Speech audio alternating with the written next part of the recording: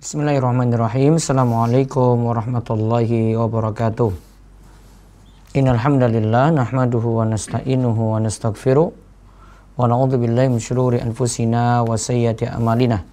May yahdihillahu fala mudhillalah wa may yudlil fala hadiyalah. Wa asyhadu an la ilaha illallah wahdahu la syarikalah wa asyhadu anna sayyidana Muhammadan abduhu wa rasuluh. Allahumma salli ala nabiyina wa sayyidina Muhammad wa ala alihi wa man tabi'ahum bi ihsan ila yaumiddin. Allahumma inna nas'aluka ilman nafi'a wa rizqan thayyiba wa amalan muktaqabbala. Puji syukur kita panjatkan pada Allah. Selawat dan salam semoga tercurah pada Nabi besar kita Muhammad sallallahu alaihi wasallam. Pemirsa setia channel Rumaiso TV dan yang mendengarkan juga lewat Facebook, Instagram, lewat Zoom Khobar Islam Academy, begitu pula yang menyiarkan relay kajian malam ini lewat rekan-rekan RTVC, beberapa channel dakwah yang lainnya. Semoga Allah senantiasa memberkahi kita dalam kebaikan. Malam ini kita kembali membahas kitab nikah dari Bulughul Maram. Ya, kitab nikah dari Bulughul Maram. Kitab ini sebagai persiapan untuk yang mau menikah, begitu juga untuk memperbaiki hubungan yang ada dari keluarga yang selama ini dijalin, ya, problem-problem yang ada juga dijelaskan dalam hadis-hadis yang kita kaji, seperti sebelumnya kita kaji tentang hukum tato dan menyambung rambut. Intinya model rambut. Kalau yang dibahas itu model rambut pada wanita, ya berarti yang dikaji itu bagaimana cara wanita berhias diri untuk suaminya. Nah, ini bekal yang juga penting untuk yang akan menikah atau untuk para muslimah, supaya mereka mengetahui bagaimana bergaul yang baik, ya, dikatakan bergaul yang baik dengan suami. Nah, malam ini setelah pembahasan kemarin, ya, juga sebelumnya kan itu ada tidak boleh menolak ajakan suami ketika suami butuh diranjang, kecuali kalau ada uzur seperti haid. Juga sebelumnya ada doa yang dibaca saat akan hubungan intim dibaca oleh suami. Allahumma bismillah Allahumma jannibna syaitana wa jannibis syaitana ma razaqtana. Nah, kali ini kita lihat dua hadis tentang azl. Sebenarnya kalau di total ada 3 hadis nih tentang azl, yaitu menumpahkan sperma di luar. Sebenarnya tujuannya untuk, ya, di antara tujuannya nanti kaitannya dengan pembahasan kita hukum KB dan membatasi keturunan. Nah, ini kaitannya dengan di sini. Maksudnya sperma ditumpahkan di luar itu agar tidak terjadi pembuahan.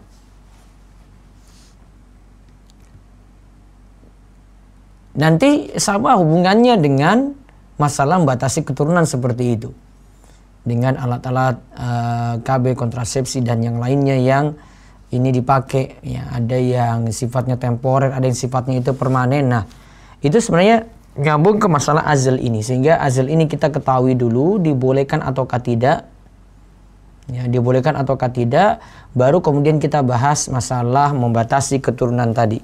Di sini total ada di 1028 dan 1029. Oh, ternyata sampai 1030, sampai 3 hadis. Yang pertama itu dari Juzama binti Wahab radhiyallahu anha. Kemudian yang kedua itu dari Abu Sa'id Al-Khudri, dan yang ketiga dari Jabir radhiyallahu anhu. Kita lihat satu persatu hadis tersebut. Dari Juzama binti Wahab radhiyallahu anha, ia berkata, hadartu Rasulullah sallallahu alaihi wasallam fi unasin wa huwa yaqul laqad hammamtu an anha anil ghilah.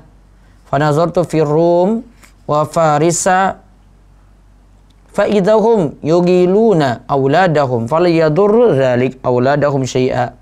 Summa sa'aluhu anil azl. Faqala Rasulullah sallallahu alaihi wasallam dzalikal wa'dul khafi. Dzalikal wa'dul khafi. Dari Juzamah binti Wahab berkata, aku pernah menyaksikan Rasulullah sallallahu alaihi wasallam di tengah orang banyak.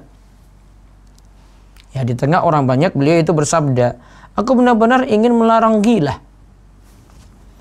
Aku benar-benar ingin melarang ghilah.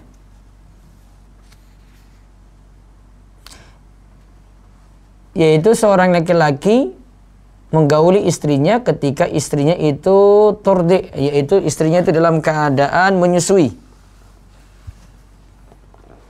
Ya, dalam keadaan menyusui.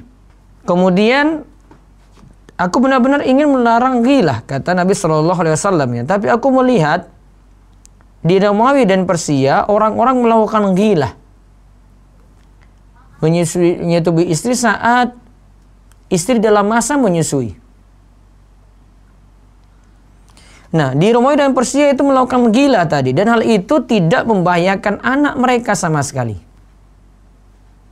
Dan hal itu tidak membahayakan ya anak mereka sama sekali. Kemudian mereka bertanya kepada beliau tentang azl.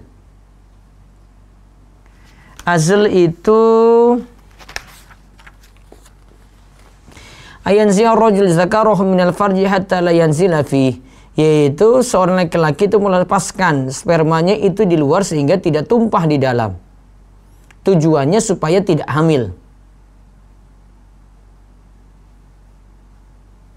Nah, para sahabat tanya seperti ini karena mereka khawatir apa yang dilakukan itu diharamkan. Karena ini sama saja memutus keturunan, ya. Ini sama saja itu memutus keturunan.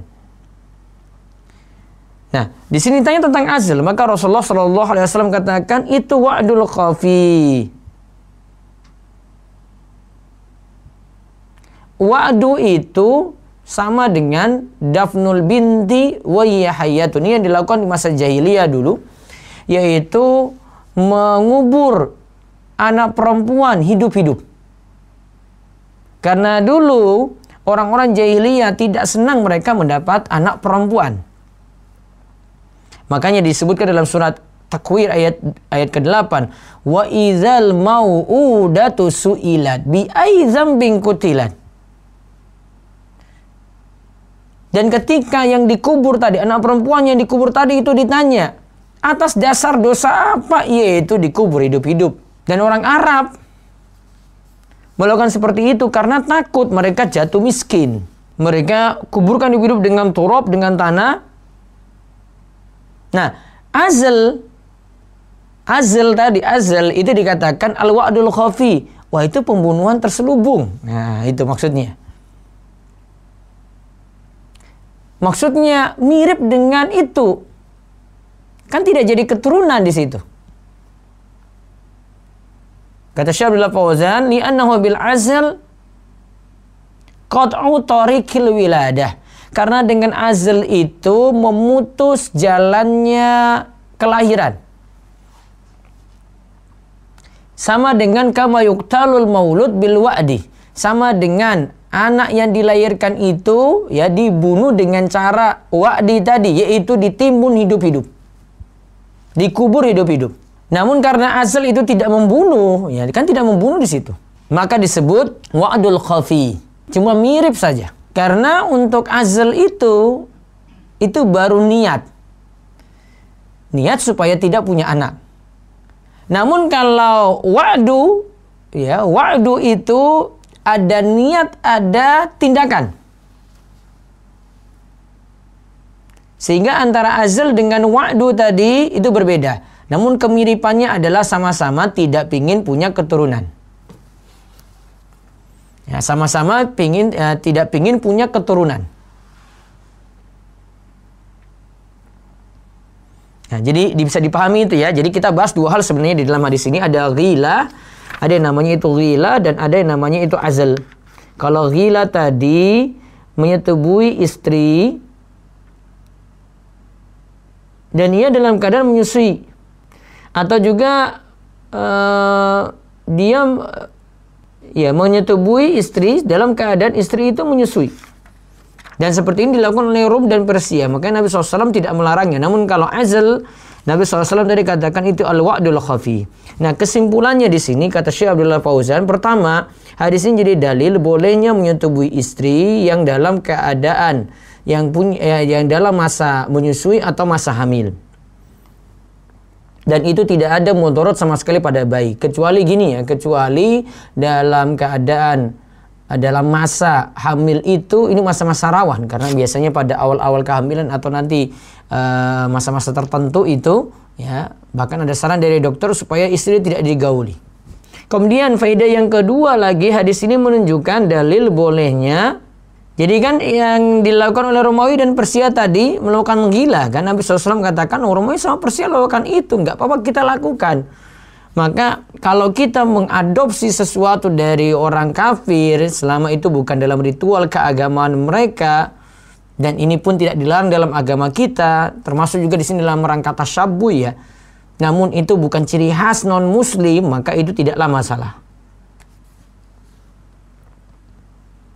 Kemudian faedah yang berikutnya lagi, di sini jadi dalil diharamkannya azl. Karena Nabi SAW itu mengatakan itu wa'dul khafi. Kalau dari hadis ini disimpulkan azl itu tidak boleh.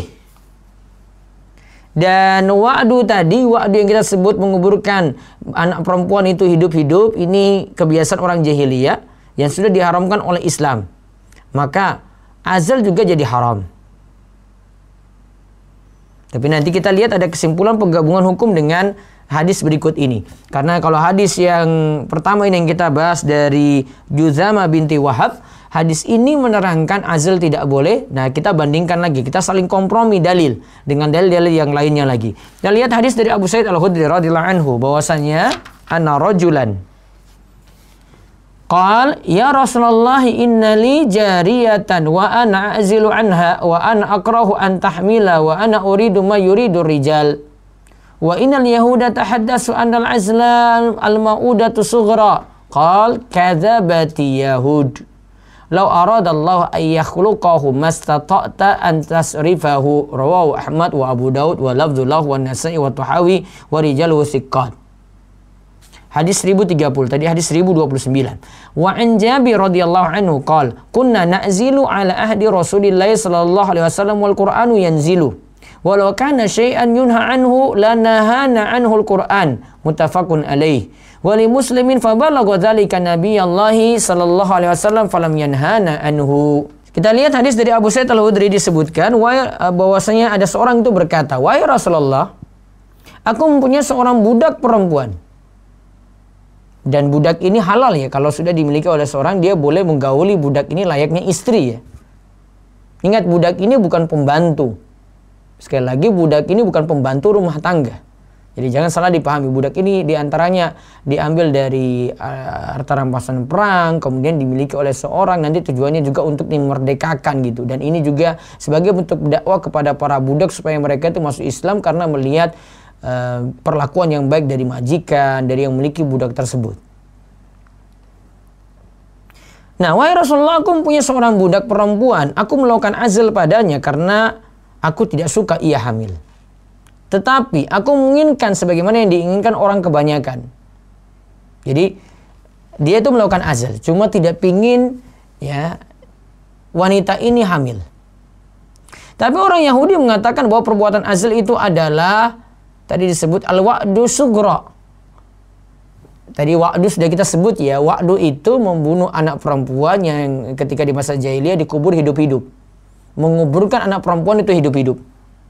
Menguburkan anak perempuan hidup-hidup. Orang Yahudi katakan itu adalah wa'du sughra. Kemudian beliau bersabda, orang Yahudi dusta, tidak benar. Seandainya Allah ingin menciptakan anak dari persetubuhan itu, engkau tidak akan mampu mengeluarkan air mani dari luar rahim. Kalau memang Allah takdirkan ketika itu mau ditumpahkan di luar, tapi Allah takdirkan ada yang juga tetap nanti membuahkan, maka tetap ada keturunan di situ. Hadis ini diriwayatkan oleh Ahmad, Abu Daud, dan lafaz Abu Daud dan hadis ini juga diriwayatkan oleh An-Nasa'i dan Tahawi. Dan perawinya adalah perawi yang siqah. Kemudian dari Jabir radhiyallahu anhu, ia berkata, kami melakukan azl di masa Rasulullah sallallahu alaihi wasallam, dan ketika itu Quran masih turun. Walau kana syai'an yunha, seandainya itu dilarang, seandainya ada sesuatu itu dilarang, la nahana anhul Quran, tentu Al-Quran yang masih turun tadi akan melarang kami untuk melakukannya. Muttafaqun alaih. Hadis ini diriwayatkan oleh Imam Bukhari dan Muslim. Dalam riwayat Muslim disebutkan fabalagha dzalika Nabiyallahi sallallahu alaihi wasallam falam yanhana anhu, dan tentang azal ini juga sampai pada Nabi sallallahu alaihi wasallam dan Nabi tidak melarang kami melakukan azal. Azal itu apa tadi? Menumpahkan sperma di luar. Nah, kalau kita lihat di sini, ini seolah-olah kontradiksi dengan hadis sebelumnya ya. Kalau hadis sebelumnya disebut al-wa'dul khafi, azal itu al-wa'dul khafi. Kalau di sini disebut al-mau'udatu sugra, disebut itu adalah wa'du sugra, wa'du kecil. Dan Nabi SAW sanggah dengan katakan Yahudi dusta.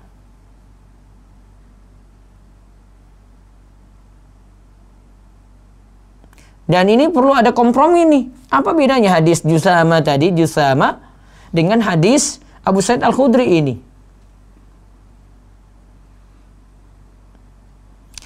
Jadi Ibnu Qayyim katakan bahwasanya Yahudi itu menyangka bahwasanya azal itu tidak dapat hamil sama sekali.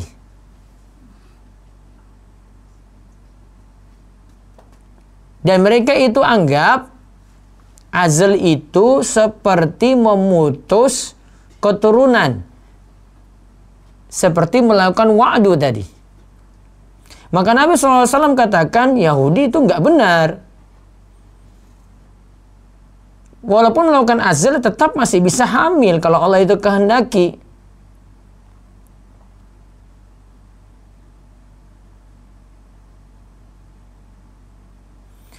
Di situ disebut wa'du ya, karena dilihat dari niat dan dilihat dari sisi maksud, bukan dilihat dari sisi tindakan.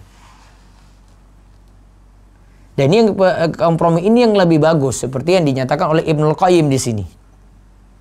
Jadi kesimpulannya dua hadis ini kita bisa katakan, oh yang tadi yang dimaksud al-wa'dul khafi, ya, ini anggapannya orang Yahudi.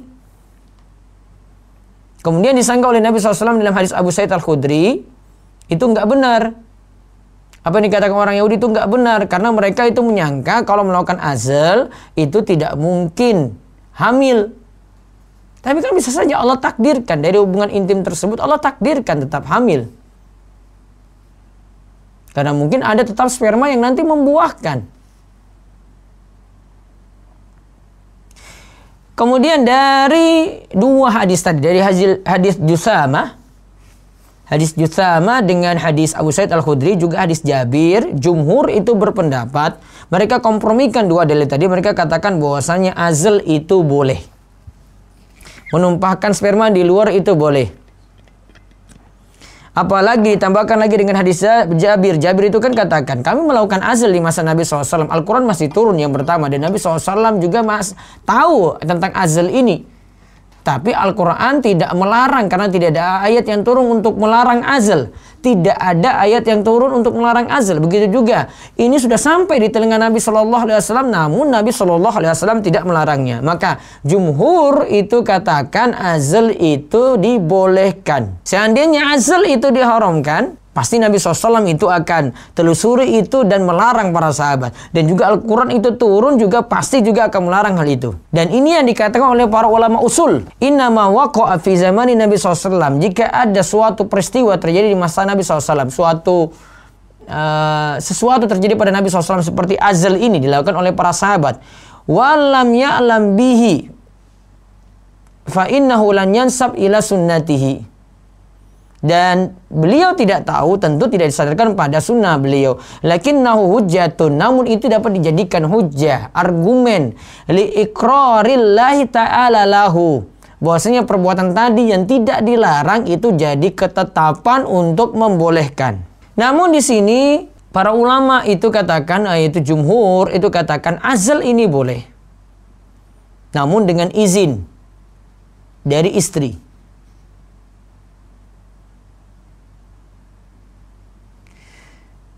Para ulama jumhur ini menyatakan mereka itu beralasan dengan hadis Umar bahwasanya Nabi SAW itu melarang azl dari wanita kecuali dengan izinnya. Maksudnya di sini azl boleh dilakukan harus dengan izin istri. Karena bisa jadi istri juga ingin memiliki keturunan. Dan jima hubungan tadi juga istri ingin mendapatkannya.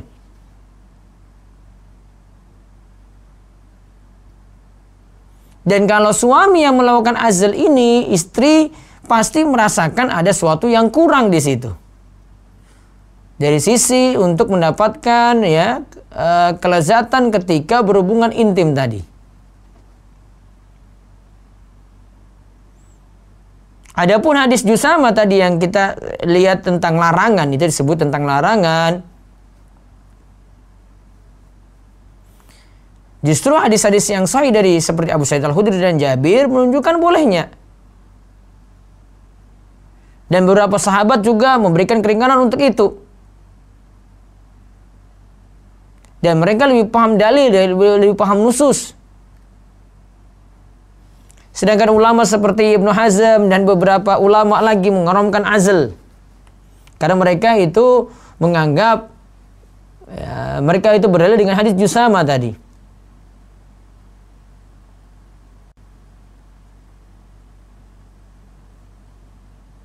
Namun yang lebih tepat apa yang dikatakan oleh jumhur bahwasanya azl itu boleh. Dan hadis dari Jusama tadi yang katakan azl itu wa'dul khafi tidak tegas. Jadi kesimpulannya boleh azl. Sehingga dari sini ini dijadikan alasan juga boleh mengatur kehamilan, jarak kehamilan dengan mengikuti program-program KB. Namun dengan catatan jika ada maslahat. Seperti apa? Istri dalam keadaan sakit, kata Syekh Abdullah Fauzan. Juga mudarat bagi istri, sudah sering sekali hamil, jaraknya terlalu dekat. Bahkan bidan atau dokter itu katakan bagusnya jaraknya dibuat sekian tahun gitu.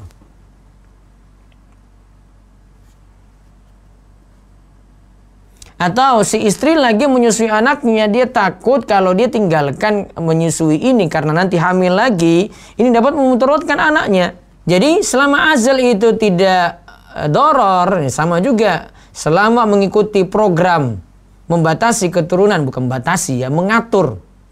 Kalau membatasi berarti tidak mau punya anak lagi gitu. Kalau ini mengatur jarak tadi. Selama itu tidak membuat mudarat, tidak ada doror sama sekali, tidak ada mudarat sama sekali, maka itu boleh.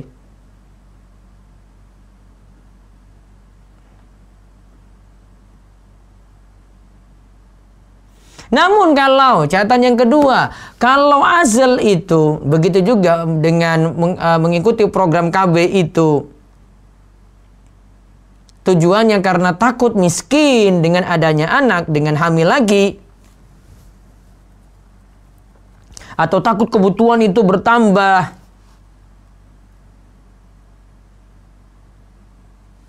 dan alasan-alasan yang lainnya yang ini bukan alasan membuat mudarat tadi,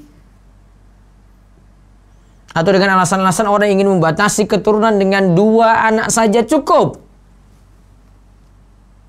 maka seperti ini tidak boleh. Ini justru kata Syekh Abdullah Fauzan, ini program-programnya misi-misi ya orang-orang di luar Islam supaya jumlah kaum muslimin itu sedikit.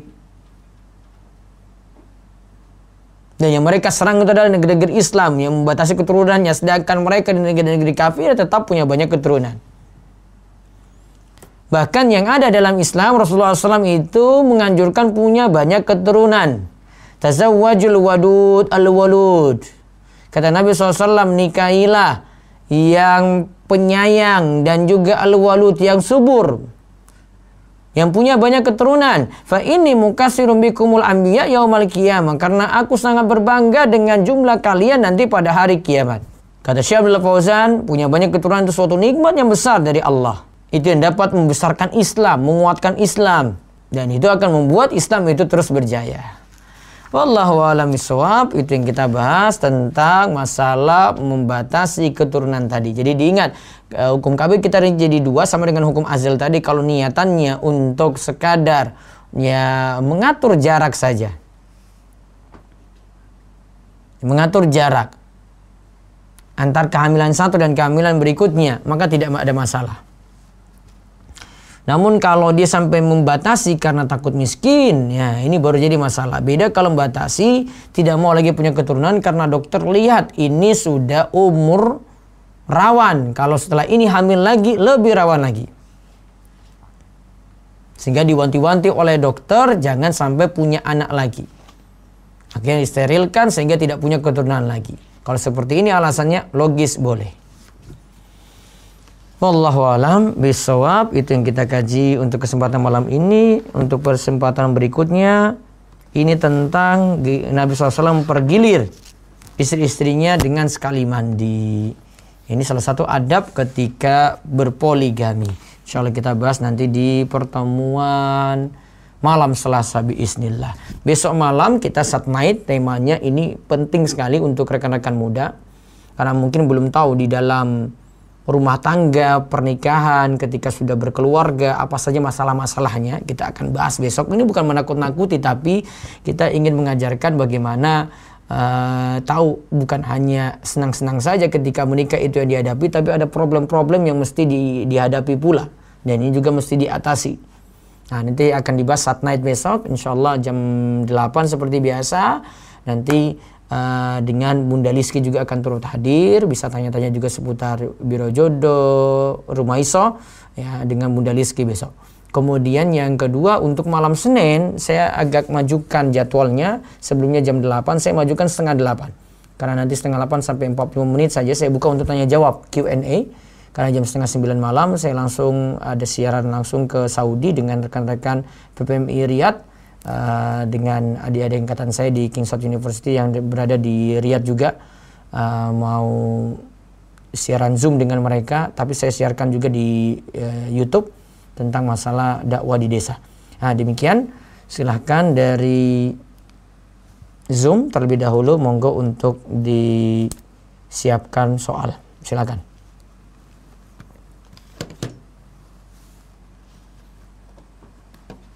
Nah, Ustadz via audio. Ya. Dokter Sigit Arumtara, silakan. Ya, silakan Pak Sigit. Assalamualaikum warahmatullahi wabarakatuh. Ya, waalaikumsalam warahmatullahi wabarakatuh. Silakan. Kita sebagai petugas kesehatan itu seringnya kan ada perintah untuk mempromosikan keluarga berencana ya, sekaligus juga sebagai petugas yang memasang alat kontrasepsi. Kebijakan-kebijakan yang harus dijalankan oleh kita, termasuk kontrasepsi pasca hamil. Jadi orang yang kebetulan melahirkan di puskesmas itu harus segera dipasang alat kontrasepsi. Iya. Nah, seperti itu bagaimana sikap terbaik kita? Di satu sisi itu sebagai tugas, satu sisi itu tidak diperbolehkan. Tidak perbolehkannya cuma ini saja Pak Dokter, cuma kalau tahu itu nggak mau punya keturunan lagi. Namun secara umum rata-rata yang mau pasang itu memang cuma mengatur jarak saja sih. Setahu saya kayak begitu umumnya ya. Jadi saran saya petugas kesehatan jalani tugas saja. Jalani tugas. Masalah dia tidak mau punya keturunan lagi itu kan niatan dia, kita nggak tahu. Ya niatan dia kan. Dia nggak mau lagi selamanya kan, kita nggak tahu niat itu. Dan bisa jadi dia punya problem lain lagi gitu. Ya problem lain, anak terlalu banyak, ngatur sana sini, dia mengatur jarak dulu kan, problemnya kan banyak. Sehingga kalau memang ada keperluan untuk masalah alat-alat seperti itu, boleh-boleh saja. Tidak perlu khawatir. Gitu ya. Syukran. Iya. Iya. Baik, berikutnya lagi silakan. Silakan dengan nama Ummu Syaimah. Ummu Syaimah silakan. Ummu Syaimah. Nah, Assalamualaikum Ustadz, mau bertanya. Waalaikumsalam warahmatullahi wabarakatuh, silakan. Jika kalau mau menunda itu sama saja tidak, misalkan kita mau menunda dulu belum mau punya anak setelah menikah dengan alasan ya menjadi orang tua itu karena tidak semudah yang dibayangkan. Enggak tepat. Itu gimana? Saya tidak setuju. Saya sayang menyayangkan sekali kalau sebagian anak-anak muda yang menikah menunda seperti itu. Nanti ketika dia sudah masa sulit untuk melahirkan lagi, dia akan menyesal. Padahal itu tujuan utama juga dalam menikah. Ini beberapa anak-anak muda punya prinsip kayak begitu ya. Tolong diluruskan ya.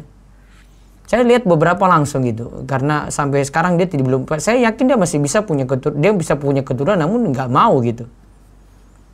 Nggak mudah jadi orang tua. Justru ya, ketika punya anak itu itu nggak ada. Tanya pada siapa yang nikah saja deh. Ya, tidak ada yang punya persiapan sama sekali untuk dia menjadi seorang ibu, itu nggak ada setahu saya. Cuma ketika dia itu hamil sampai dia itu nanti melahirkan, dia berusaha untuk jadi seorang ibu. Ketika itu dia belajar. Apa yang kurang dipersiapkan kalau begitu? Paham? Iya. Apa yang kurang dipersiapkan? Apa mau kursus jadi ibu dulu? Nggak ada kursus jadi ibu. Silakan tanya sama ibu-ibu yang sudah menikah semuanya. Iya. Ya, tanya pada yang sudah menikah, banyak belajar juga dari yang sudah menikah. Nggak ada yang punya persiapan sama sekali sebenarnya. Tapi ketika dia itu hamil, dia sudah mulai, oh ya saya akan menjadi seorang ibu besok. Saya harus kayak begini, persiapan saya kayak begini, anak saya nanti ketika kecil ini bagaimana. Sebelumnya juga kan dia tidak punya persiapan, ini pakaian bayi itu kayak bagaimana. Dia belajar semuanya itu. Ya. Belajar pasang popok gimana, belajar ini bagaimana, semua belajar. Apa susahnya gitu loh. Semua butuh belajar. Dia justru kayak gitu, saya malah bilang rugi banget. Anak itu investasi luar biasa, amal jariah. Dia punya amal jariah yang luar biasa lagi dari mana selain pada anak? Dia mau bangun masjid, punya kelebihan rezeki banyak.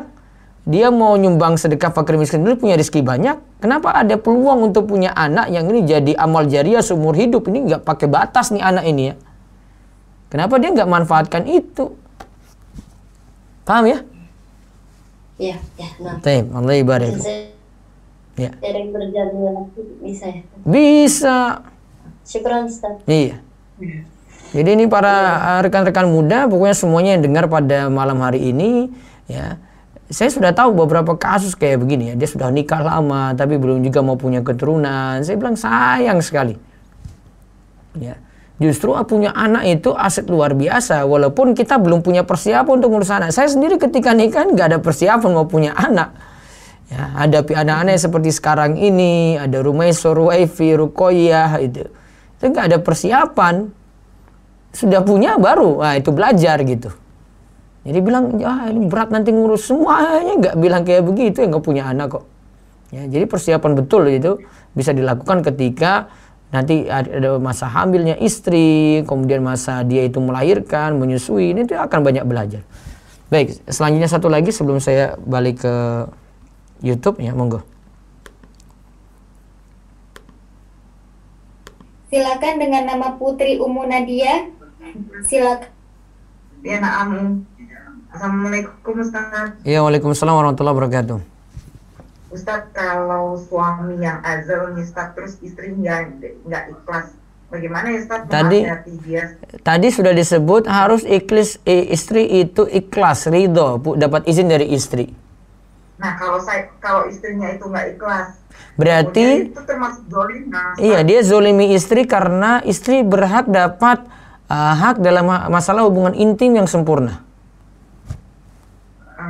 Karena dia alasannya memang tidak ingin punya anak lagi gitu, Ustaz. Nggak tepat.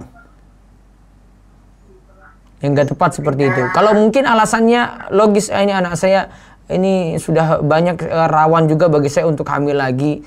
ini kemarin pendarahan banyak gitu ya. Mungkin kalau alasan-alasan ini masih logis ya. Ya, kalau enggak kayak gitu ya bilang sama suami. Enggak mau repot aja kan Ustaz. Ya semuanya pada repot deh, mau punya anak 10 kek 2 kek 1 kek sama repot semuanya. Nah, nasihatinnya gimana Ustaz? Iya, bilang dia dengar ceramah saya malam ini. Gitu ya. Baik, Ustaz. Iya, Alaihi barifik. Baik, ada di chat dulu, bisa baca satu dulu sebelum saya baca di YouTube. Rekan-rekan di YouTube bisa kirim komentar silahkan ya. Dan di telepon juga siap-siap setelah ini. Monggo di chat dulu terakhir.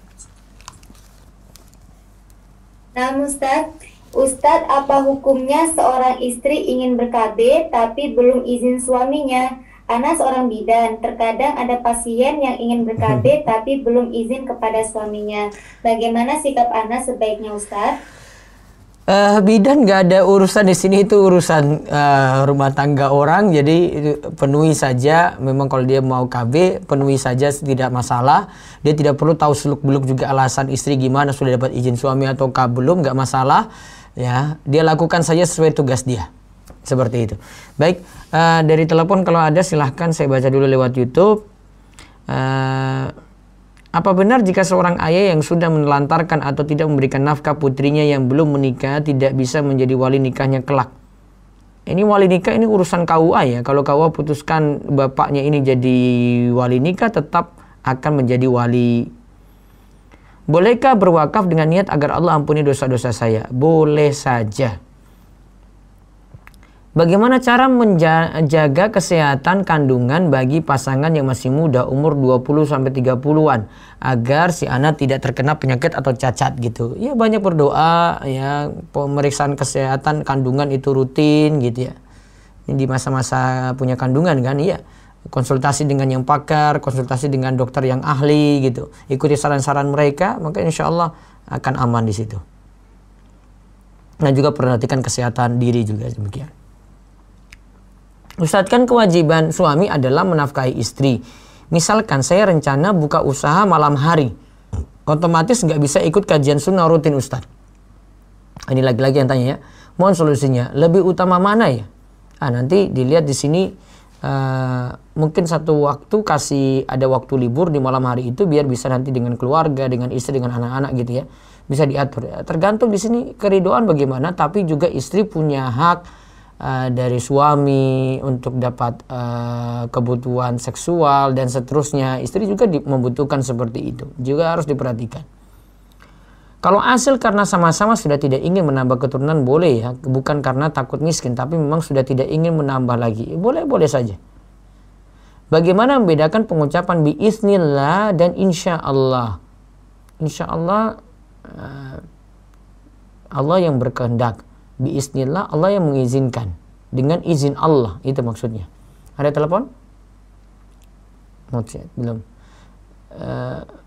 Hari-hari itu apakah harus dibawa pulang, dipendam dalam tanah yang katanya sebagai batur bayi? Apakah boleh tidak dibawa pulang di rumah sakit? Biasanya rumah sakit serahkan gitu ya, sudah bawa aja.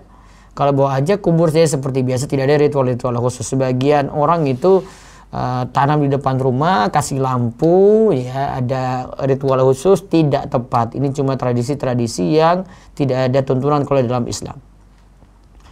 Ustadz, orang tua anak masih awam. Kami punya toko yang ada jual rokok. Ana masih dalam tanggungan mereka dan Ana selalu disuruh jualan di toko, dan tentu ada juga yang beli rokok. Jika menolak pasti dimarahin. Saya kemarin sebutkan ada juga gadis yang tanya tentang warung rokok juga, orang tuanya jualan rokok. Ya tetap nasihati. Tapi kalau misalnya disuruh jaga akhirnya rokok itu masih tetap ada juga, ya turunin diam-diam. Kalau ada yang nanya, bilang ini nggak ada di pajangan ini. Ya, tapi memang ada di bawah gitu. Nah, biar rokok ini tidak dijual pada orang tersebut. Namun kalau orang tua marah kalau lakukan kayak gitu atau ketahuan, nah nanti ngatur strategi lainnya lagi. Kalau misal anak nggak nikah hanya untuk berbakti sama orang tua saja, merawat orang tua di masa tua, berdosakah? Tidak sih, tapi ya rugi. Ruginya tidak punya pasangan yang nanti membantu, agama kurang sempurna, keturunan juga untuk aset amal jariah juga tidak ada gitu ya. Jadi timbang-timbang. Bagaimana hukum mengazani dan memberi iqamat pada bayi yang baru lahir? Kalau saya sampai saat ini, sampai anak-anak saya lahir, tidak pernah saya mengazankan dan mengiqamahkan karena saya menganggap hadisnya itu lemah. Bagaimana jika menunda memiliki anak sedangkan suami sedang kuliah di luar negeri dan istri ada di tanah air? Ya nggak masalah, ini gimana lagi caranya? Sulit kan untuk punya anak ketika jauh kayak begini. Bagaimana pandangan Islam terhadap vasektomi pada laki atau perempuan? Kalau intinya membatasi keturunan kalau sifatnya permanen dan ini tidak ada uzur sama sekali, tidak boleh. Ya, misalnya karena takut miskin, karena takut apa gitu, tidak boleh. Namun kalau tujuannya di situ untuk mengatur jarak karena kelahirannya terlalu dekat, tidak masalah.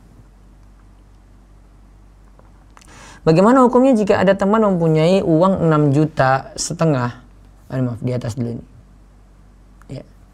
Ya, dia sudah. Bagaimana hukumnya jika ada teman mempunyai uang 6,5 juta lalu dipinjam temannya, lalu temannya diberi fee 1 juta dengan akad secara ikhlas, apakah boleh? Kalau tidak dipersyaratkan di awal itu boleh-boleh saja. Bagaimana dengan perempuan yang sudah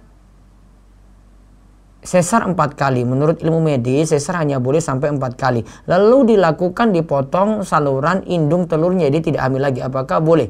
Kalau memang dokter putuskan seperti itu karena kondisi si wanita dan rawan bagi dia dan mungkin bisa berujung ya kematian, maaf ya.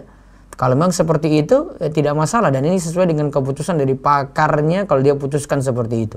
Ustadz, apakah haram bernyanyi tanpa memakai musik? Kalau nadanya itu nada musik sama, misalnya dengan akapela, beatbox ya sama. Kalau itu pakai ada suara bass, nadanya naik turun, dia nyanyikan sama seperti alat musik yang lainnya, haram tetap hukumnya walaupun cuma dari mulut. Nada saja tetap, kalau nadanya nada musik nggak boleh.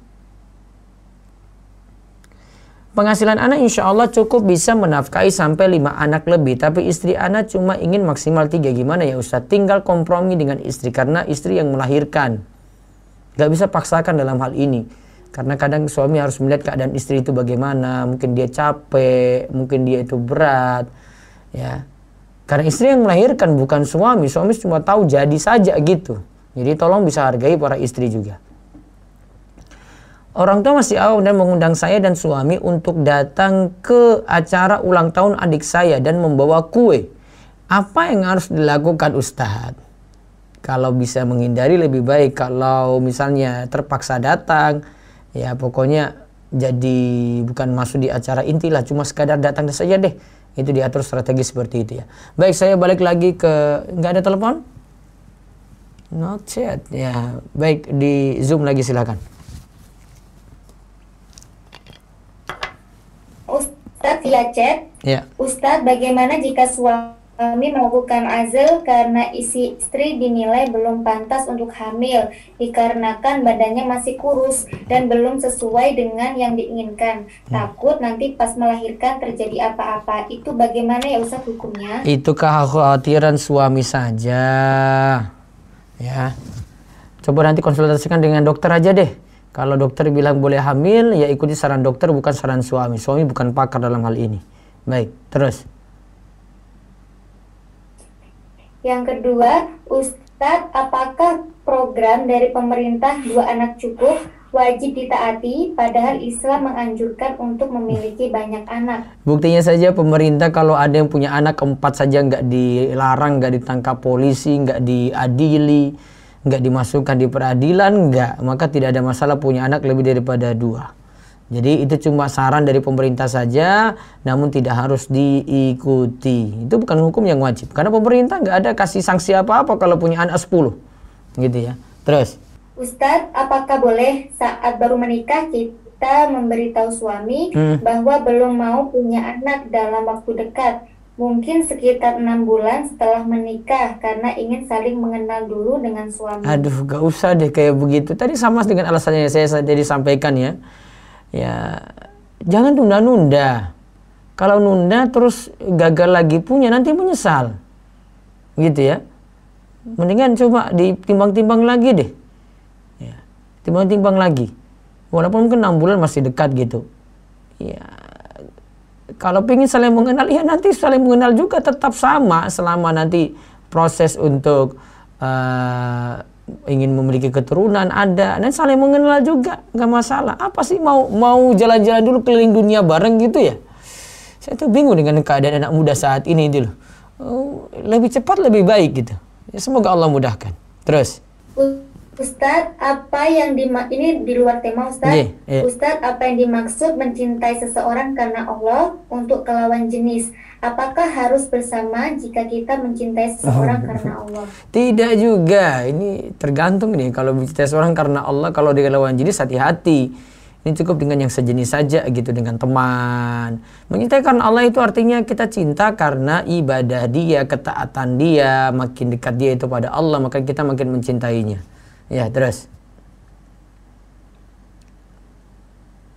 Di luar tema, ya. Ustadz, bolehkah wanita merapikan gigi menggunakan behel atau kawat gigi, melakukan suntik pada bagian tubuh seperti hidung supaya terlihat mancung, dan pipi supaya terlihat tirus tanpa operasi plastik, memakai softland, dan lain sebagainya? Mohon penjelasannya Ustadz. Kalau tujuannya berias diri nggak boleh ya, seperti softland tadi itu, matanya tambah indah, tambah cantik, orang gini aja gampangannya gini deh. Kalau tujuannya ini agar laki-laki lihat, orang luar itu lihat ya, bukan suaminya ya, lihat itu membuat orang itu tertarik. Ini kan berarti tujuannya untuk berias diri sejatinya. Jadi kalau tujuan kayak gitu, mendingan urungkan niat deh. Kecuali hal-hal yang tertutupi seperti rambut, karena wanita pakai jilbab, monggo silahkan. Sedangkan tadi hidung diapain biar mancung, alami saja gitu. Ya. Pipi juga gitu. Kalau saya selalu sarankan alami pokoknya. Saya selalu beralasan kalau dengan ini, coba lihat inilah warga desa saya di sini, itu biasa-biasa saja gitu. Nggak pusing-pusing banget mikir macam-macam gitu loh. Jadi saran saya seperti itu, kecuali sesuatu yang tidak nampak di luar ya, karena ini cuma dalam rumah saya seperti rambut ya, monggo.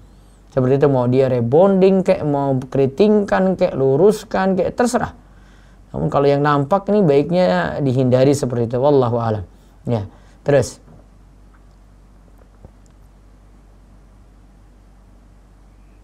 Di luar tema lagi Ustadz. Iya. Ustadz, Ibu Ana direkomendasiin vitamin herbal dari Cina yang sudah banyak di apotek-apotek umum. Tulisannya berbahasa Indonesia dan ada POM-nya. Tapi direkomendasikan oleh temannya yang non-Islam. Kalau sudah POM, boleh nggak ya Ustadz diminum? Ana dipaksa ibu untuk minum vitamin tersebut. Kalau boleh POM sudah ini ya, sudah penelitian ilmiah itu, penomorannya jelas sudah, nggak usah khawatir, pakai aja. Terus ada lagi? Ada Ustadz. Nggak ada yang resen? Bagaimana ya Ustadz, saya banyak belum ada Ustadz, semuanya chat. Bagaimana ya Ustadz, saya banyak melihat punya anak, tapi anaknya itu tidak terurus dan jarak antara anak itu tidak jauh. Bagaimana dalam pandangan Islam jika kita mau membatasi keturunan dan jarak usianya itu bisa kita yang atur? Terserah. Atau ada saran usia jaraknya? Jarak usia tergantung orang tua. Orang tua punya hak untuk ngatur berapa tahun, misalnya 2 tahun, 3 tahun gitu. Yang jelas sebenarnya bukan masalah hanya punya banyak anak ya. Tolong para orang tua ingat juga, banyak anak itu juga berarti banyak tanggung jawab. Siap-siap untuk tanggung jawab. Ada seorang ustadz yang ini agak mengkritisi keadaan orang-orang tua yang ingin punya banyak anak, tetapi anak tidak diperhatikan kualitas pendidikannya. Contoh saya, dia pingin coba sekolah itu gratis dan super murah. Ya, kalau ada sekolah gratis saya semuanya. Padahal dia malas kerja. Dia malas cari nafkah, anak yang penting punya, anak itu terlantar, anak tidak terurus, ya apa manfaatnya kalau kayak begitu? Jadi tetap diingat ya, banyak anak tambah beban, dari sisi nafkah juga diperhatikan dong.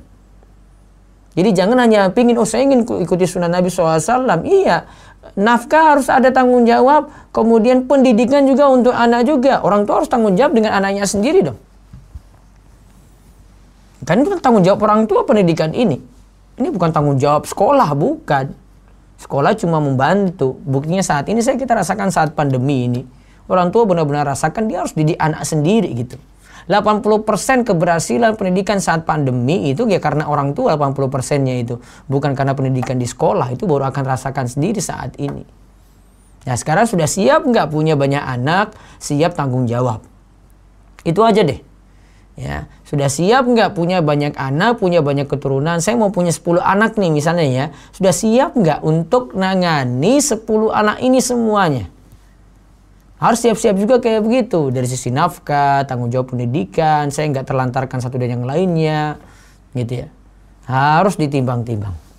Baik. Baik, saya pindah dulu, ada telepon, monggo. Silakan. Ya, Assalamualaikum. Waalaikumsalam. Iya, Bu Guru. Monggo. Ustaz, mau nanya tentang foto. Iya. Kalau mencetak foto, tapi kita dulu waktu belum pakai buku syar'i, Ustaz. Iya. Kemudian ditempel di album, nggak dipajang, boleh nggak? Ya sudah terlanjur ya gimana lagi? Tapi pengen, kan ada foto yang yang dulu, tapi pengen dicetak gitu Ustaz, yang belum dicetak. Yang kalau belum cetak berarti ganti yang nutup aurat lebih sempurna. Meskipun dia sudah pakai jilbab, tapi nggak syar'i, nggak boleh gitu ya? Iya, masalahnya di situ, Bu. Oh ya, berarti yang syar'i gitu Ustaz ya? Iya. Oke. Tapi kalau ditempel di album aja nggak apa-apa Ustaz ya? Nggak usah dipajang. Ya itu kalau terpaksa aja ya, kalau terpaksa ya. Oh. Album rumah bukan Kenang-kenangan gitu Ustaz. album rumah ya, bukan sekolah. Iya, album rumah. Ya, Nggih, disimpan album di aja. rumah Iya, gitu. disimpan saja. Nggak apa-apa nggih. Ya, saya sih kurang ini juga kalau saya nggak pernah punya album, nggak ada album saya. Foto ya biarin aja gitu. Kan maunya untuk kenang-kenangan Iya, nanti kenangan sama. anak-anak waktu masih bayi, kemudian kita beberapa kayak gitu Mas. Ya biar ingat-ingat sendiri lah, nggak terlalu urgent juga kan. Paling ada yang tertinggal di HP saja sudah cukup lah. Kalau saya sih. Enggak. Ustaz, kan saya punya kaligrafi ya, bacaan Yasin, surat Iya. Yasin. Kan kemarin katanya kan lebih baik kan nggak usah dipasang. Kemudian kalau itu kaligrafinya itu dari kayak besi gitu Ustaz. Kalau mau dibakar kan agak susah, dihancurkan juga nanti nggak hancur lebur. Itu boleh aja nggak usah langsung dibuang gitu. Ya enggak, ya dibakar jangan dibuang, Bu. Dibakar nih. Kalau dibuang kan nanti dihina-hinakan sama orang, diinjak, diapain tuh nggak boleh. Oke. Dibakar jadi sampai nggak ada sisanya gitu kan ya. Iya, biar langsung musnah gitu maksudnya. Oke. Baik. Terus ini Ustaz, saya punya baju tidur, gambarnya itu gambar manusia, boleh nggak Ustaz? Untuk tidur di rumah aja. Dihindari lebih baik, Bu. Oh, hindari lebih baik. Ustaz, satu lagi, kalau bulan Muharram itu Ustaz kan ada panti asuhan yang mengundang untuk mengusap kemudian ngasih uang. Mengusap-usap itu gimana Ustaz? Boleh? Tidak ada tuntunan. Itu karena punya keyakinan di hari Asyura itu harinya anak yatim, nggak perlu. Nggak perlu. Kalau kita lakukan itu masa bid'ah atau gimana atau enggak? Iya, tidak ada tuntunan. Iya. Jadi, Assalamualaikum. Baik, terakhir dari Zoom silakan, ada 2 pertanyaan lagi monggo. Iya. Nama Seren Isaura, silakan. Iya. Seren Isaura. Ya. Assalamualaikum Ustaz. Waalaikumsalam warahmatullahi wabarakatuh. Silakan. Ini kan di Facebook itu lagi viral yang avatar itu. Baik. Nah, anak itu ada share kan mengenai hukum-hukum makhluk bernyawa. Nah, ada yang komen katanya tuh, saya kan enggak gambar langsung, tapi cuma nekan-nekan layar di HP. Nah, itu gimana ya Ustaz? Iya, itu sudah dia gambar dengan nekan itu, dengan alat canggih. Gambar yang ada nggak perlu diubah-ubah. Kalau foto sudah foto saja gitu. Kalau diutak-atik diedit lagi jadi avatar berarti sudah seperti melukis ya. Dia nanti kena ancaman akan disuruh atau diperintahkan untuk niupkan gambar tadi nanti pada hari kiamat. Mampu nggak dia? Kalau tidak mampu dia akan disiksa. Kalau foto langsung gitu, foto ini foto saya ya, saya foto langsung gitu. Ini nggak kita ubah apa-apa. Kita nggak nyanyi ciptaan Allah karena ini murni langsung seperti kita lihat di cermin. Paham ya? Namun kalau avatar itu seperti melukis. Ini sudah ada foto, dia ubah dengan aplikasi. Dengan pencet aplikasi tadi, dia edit dengan aplikasi tersebut, menandakan dia merubah sesuatu. Kalau dia merubah ini, dia reka-reka, berarti dia akan kena hadis tentang para pelukis yang diperintahkan untuk tiupkan ruh. Kalau dia tidak mampu, maka di hari kiamat Allah yang nanti tiupkan ruh, dan ruh ini nanti akan menyiksa dirinya. Baik. Kalau ini ada pertanyaan. Kalau gimana hukumnya kalau yang gambar-gambar di uang, terus gambar pahlawan di sekolah-sekolah gitu. Nah, itu nggak usah dibahas. Kalau gambar pahlawan, gambar presiden nggak usah dibahas. Kamu kena masalah nanti. Iya. Biarin aja. Nggak usah tanya nanti diturunkan atau enggak. Saya nggak suruh turunkan. Kena masalah kamu nanti. Oh iya, Kalau gambar yang ada di identitas, ijazah, foto ya, foto bukan gambar itu ya. Itu foto. Ini keadaan darurat boleh di mata uang, nggak bisa, nggak usah dihapus. Ya, itu sulit dihindari gitu. Ya, yang masalah itu kalau dipajang, karena kalau di uang juga, uang kan disimpan, kita nggak buka-buka tempel dinding kan enggak, gitu ya. Tape cukup. Iya, Waalaikumsalam. Satu lagi terakhir dari Zoom.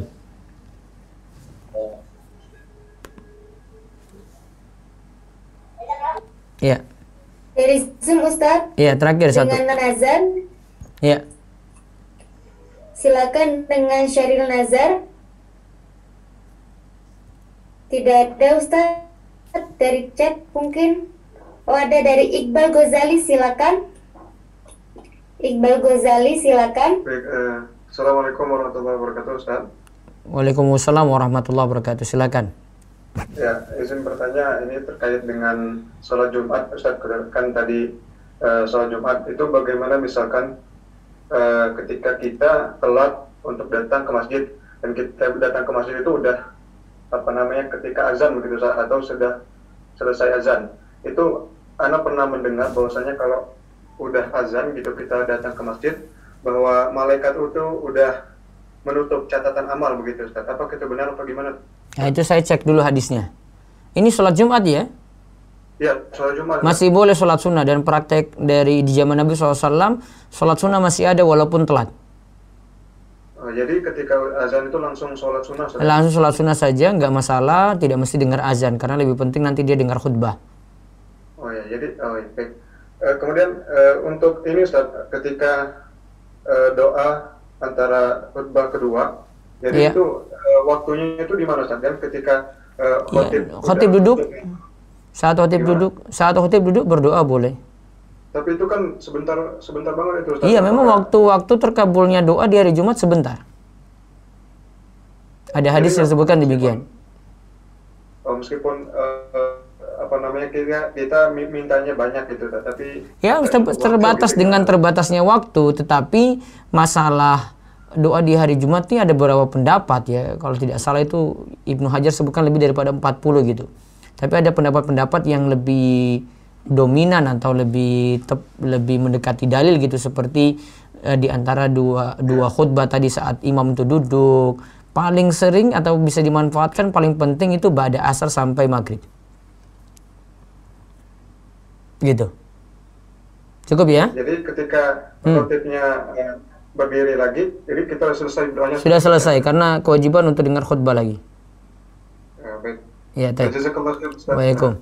Baik, terakhir saya baca di YouTube dulu. Ustadz, saya mempunyai masalah dengan gigi geraham paling belakang, yang tidak rapat antar gigi geraham lain, ada celah, sering kemasukan makan dan sakit. Kata dokter, gigi baiknya diratakan. Bagaimana hukumnya? Boleh kalau kepentingannya seperti itu.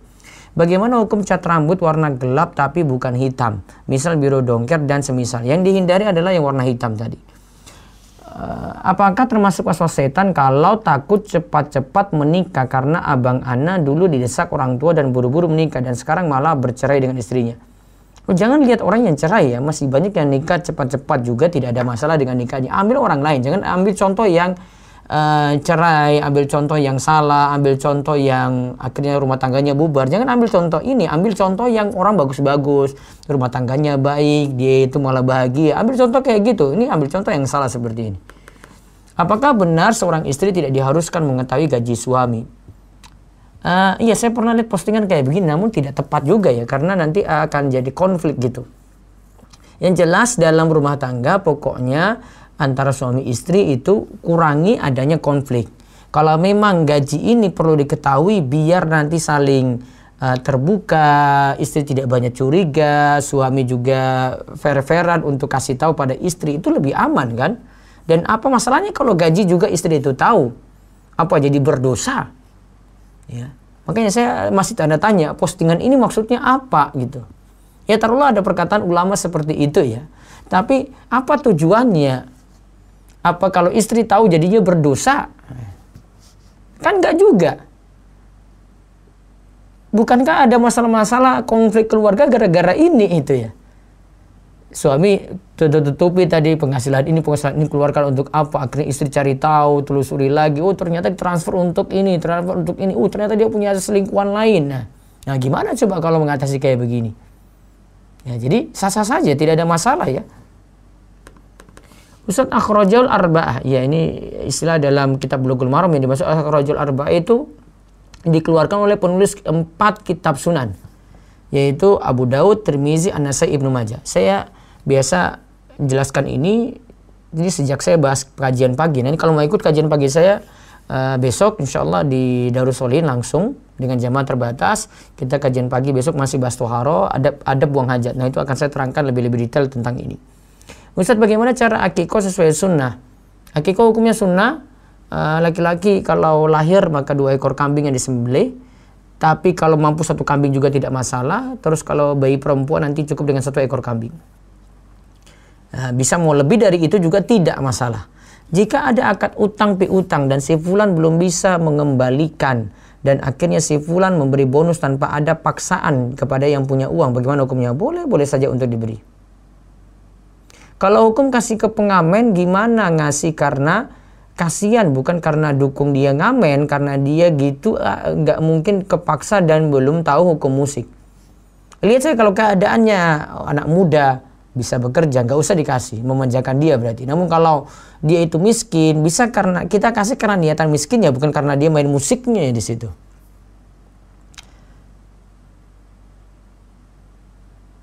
Ini karena usia sudah di atas 45 tahun, akhirnya ikut KB. Boleh ya, ini kalau sudah rawan nggak masalah. Ustadz, materi fikih muamalah apakah nanti ada kuis lagi? Insya Allah ada. Siap-siap saja, karena setiap 10 pertemuan saya kasih kuis. Maaf, yang beberapa kuis saya sudah laksanakan, ada sekolah fikih muamalat, ada sekolah online ya. Nanti kita akan umumkan segera, saya taruh di website resmi. Kemudian kita sudah kasih sertifikat kalau itu daurah. Yang lainnya sudah kita lagi proses ya. Prosesnya butuh ini penyusunan ya. Dan nanti pengumuman-pengumuman kayak gini kami taruh di website darussolihin.com. Demikian kami cukupkan. Insya Allah ketemu lagi besok pagi dengan kajian Bulughul Maram lagi. Bulughul Maram sama dengan ini, tapi kita bukan bahas kitab nikah, kita bahas kitab tohara, bersuci, adab buang hajat. Diikuti saja, dan materinya juga bisa dilihat di website rumaiso.com. Ada materi adab buang hajat, PDF-nya juga sudah tersedia. Bahkan PDF ini berisi penjelasan ringkas dari hadis yang ada di kitab ini. Mudah-mudahan bisa dimanfaatkan dan Allah terus berikan kita tambahan ilmu yang bermanfaat. Kita tutup dengan doa kafaratul majlis. Subhanakallahumma bihamdika asyhadu an la ilaha illa anta astaghfiruka wa atubu ilaik. Assalamualaikum warahmatullahi wabarakatuh.